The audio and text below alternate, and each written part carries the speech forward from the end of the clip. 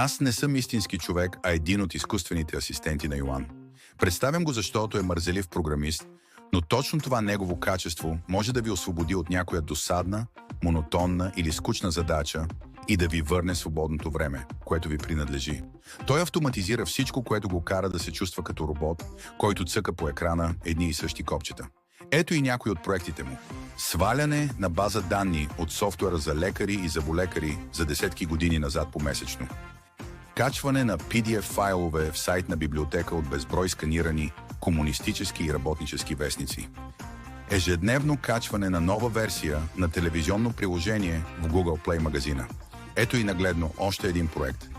Актуализиране и принтиране на десетки папки с стотици миналогодишни счетоводителски документи. Той ще се радва, ако може да улесни живота на някой от вас, като ви освободи време от някоя досадна задача.